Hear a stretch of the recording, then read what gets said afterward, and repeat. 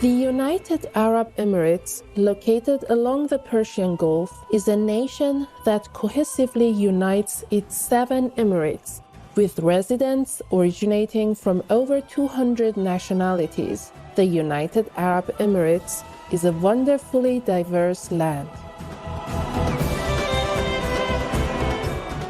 In the Emirate of Dubai stands the Burj Khalifa, a building whose 2,700-foot height makes it one of the tallest in the world, as well as the Dubai Miracle Garden with its exquisitely detailed flower arrangements.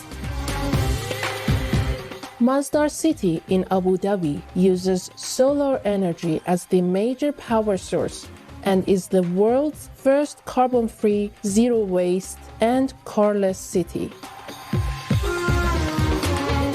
The United Arab Emirates is also supporting a trend toward organic and hydroponic growing to increase healthy food production while reducing water and power needs. There are now more than 50 organic farms in production, many of which offer educational tours to the public.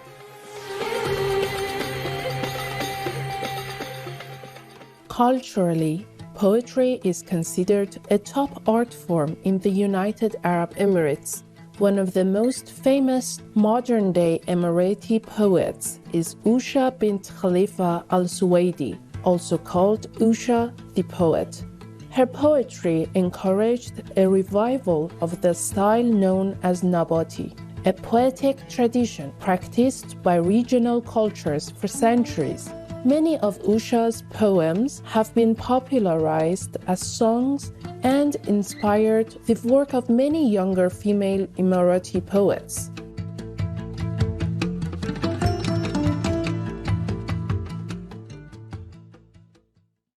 In December 2010, the first ever Middle East Vegetarian Congress was held at the Dubai International Exhibition Center, with the public invited to engage in an interactive exploration of the plant-based lifestyle, organized by the Middle East Veg Group, or MEVEG, supported by the Middle East Natural and Organic Product Expo 2010, and endorsed by the Dubai Health Authority of the United Arab Emirates. The event provided 2 days of seminars, workshops, and video telecasts with experts from around the world, along with rejuvenating veg cuisine.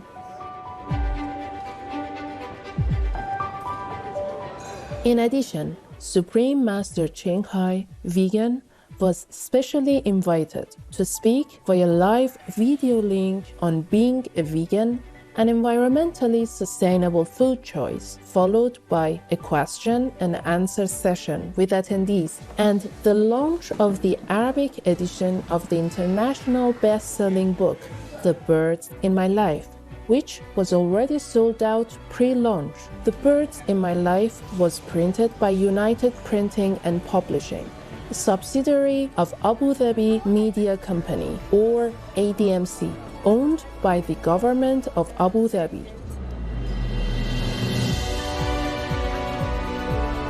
MEVEG, go green to save the planet, yo!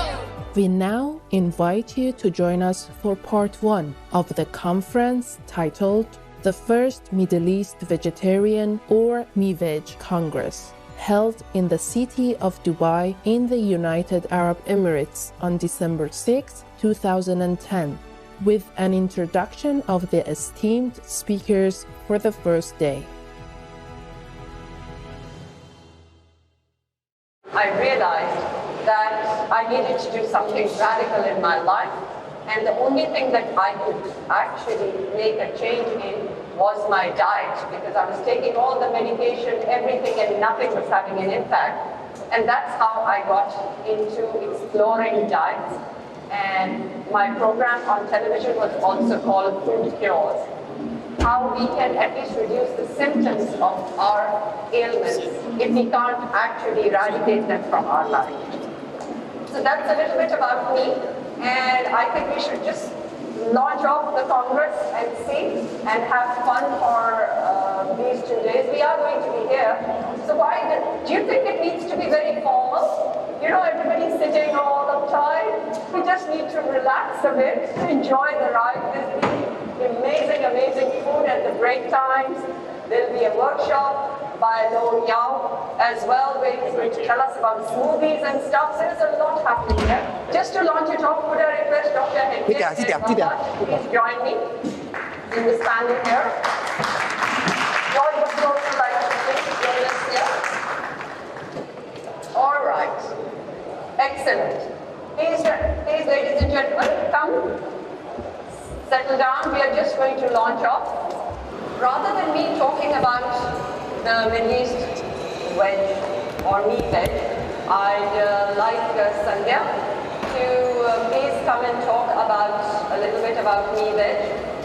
Sandhya, I came to know that her name means twilight. I thought that was very, very interesting and romantic. And she's an amazing person. She's the energy. She's like a dynamo of the car. The environmental sustainability part, where we never wasted anything. If the milk came home, it was the milk vendor who brought it. It was never plastic bags or anything.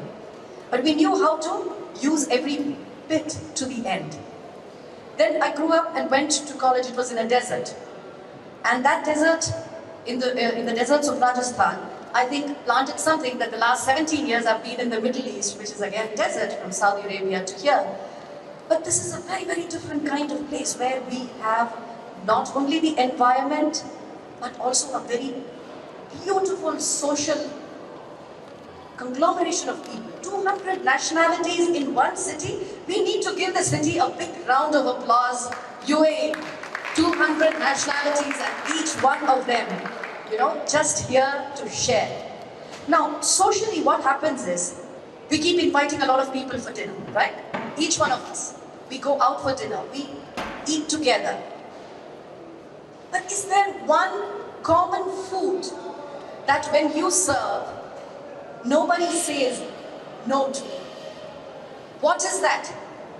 And when I started thinking about this, when this thought came in my mind and I was looking at it, I said, okay, I've always served vegetarian in-house. I happen to be born vegetarian and I've never, had anything else than that.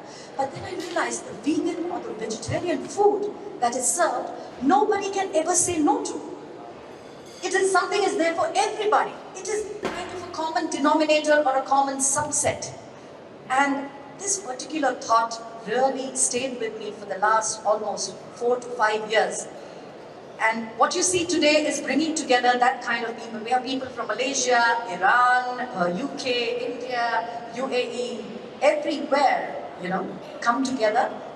And what is going to happen in the next couple of days is that society coming together. It's that call for the first time that it's happening. The third point, which is very important and which has come to hit each one of us very closely, is our health.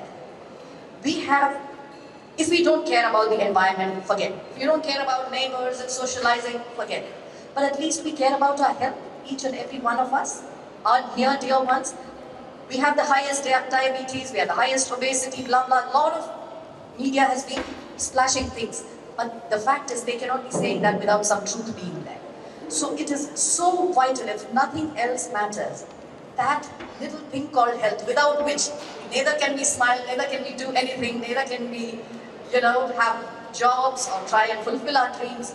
That's the health. If not for anything else, you need to try different types of foods that we are ingesting into our system.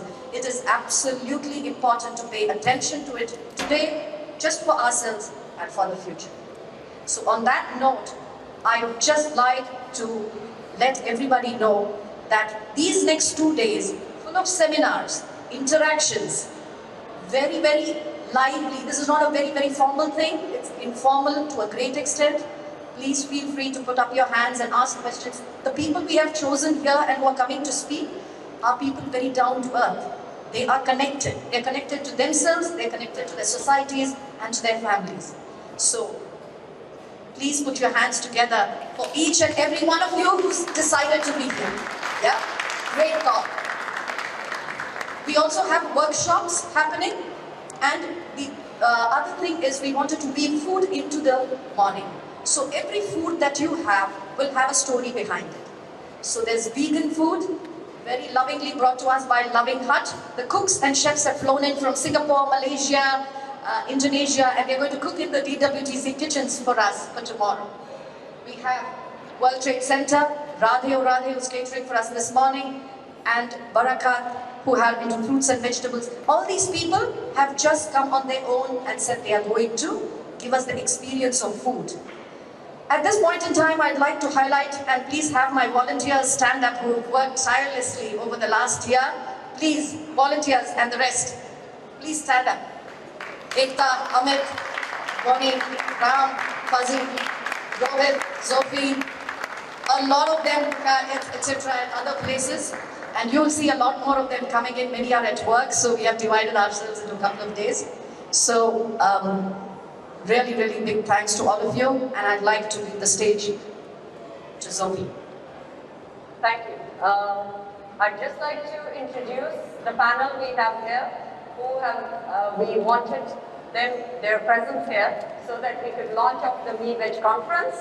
First, I'd like to introduce Wafa.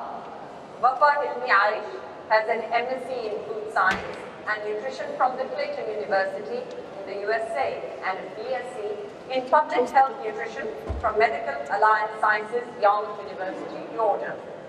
From 2003 to 2009, Wafa has been head of Clinical Nutrition and Dietetics Department at Russian Hospital, the Dubai Health Authority. Since 2009, she has been a Director of Clinical Nutrition Department, Clinical Support Service Sector, DHA. Since 2006, she is also a part-time lecturer in the Faculty of Allied Health Sciences, Sharjah University. A round of applause for Wafa, please.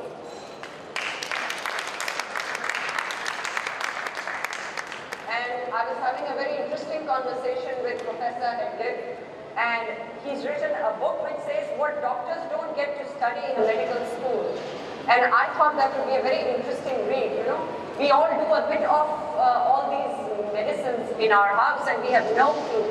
Frankly, I think doctors don't have a clue either, but we'll talk about that at some other time. But Dr. Hedge is an affiliate professor of human health at the University of Northern Colorado since 2002, chairman at Bihar State Health Society Expert Committee, but now member of Postgraduate Medical Education Board, Government of India.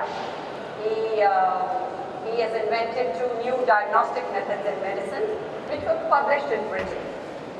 These diagnostic methods would reduce the cost of expensive investigation in many cardiac problems. You know how our medical bills keep piling up?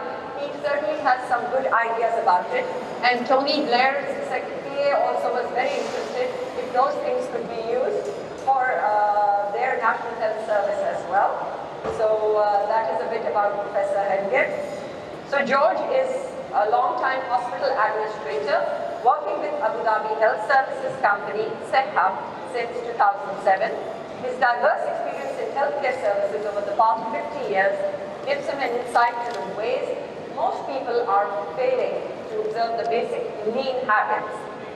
I think he has a patent on this particular word, lean habit. He will tell you a bit more about it himself. He's been working for like over 20 years in Saudi Arabia. He's very aware of the Middle East culture, and that is why he can connect with all kinds of different diverse personalities. And before graduating from UCLA in '73 with his master's in hospital admin, George received his undergrad degree in psychology and economics from University of California, Santa Barbara. He's also been in the military service, and growing up in a military family, he began his expat life from birth, living overseas most of his life in Panama, Germany, and the Philippines. And George is also a marathon runner, which is, I mean, it inspires that within us as well. And that's just a little bit about our panel here. We declare it open. Sandhya, with your permission? Excellent, excellent. Let's have fun, guys, for the next 2 days. I would first like to welcome Wafa here so that she can share her views with us as well.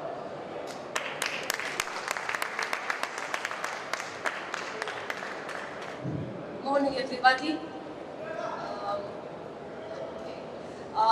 Thank you, MEVEG, for inviting me and involved in a very short notice. I hope my introductory for the program for today and tomorrow will be beneficial for everybody. And I thank you all for being here with us. I hope you will find it interesting.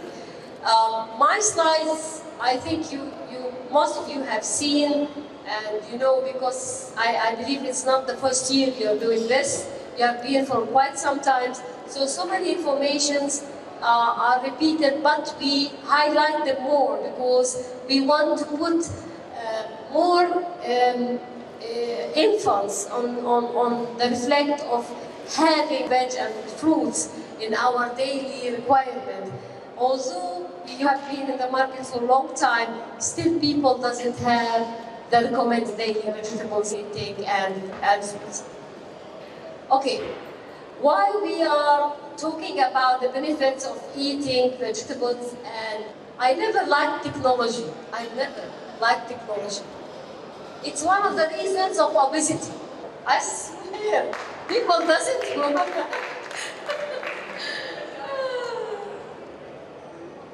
While we wait for the presentation to load, I read a very interesting poem today, just 4 lines. I won't bore you with it, but it talks about us human beings and our priorities in life. And it says, what fools indeed we mortals are, to lavish care upon a car, with ne'er a bit of time to see about our own machinery. So we are, I don't know in what illusion we live, that why don't we care about our bodies? And another person said that our bodies are actually our autobiographies. And sometimes don't we see it written on people's faces? You know, sometimes liver spots, sometimes something else, sometimes just plain fatigue. So whatever we are eating is actually having an impact on our lives. There are many ways to help, but the easiest and quickest is something we do every day, 3 times a day. Stop eating animals. The rainforests are being burned to raise cattle and plant more and more food for them, all for meat consumers. Just go vegan. It's that easy. Olive Art Vegan. Earth-loving viewers, we appreciate your presence today for the first Middle East Vegetarian or MEVEG Congress on Words of Wisdom.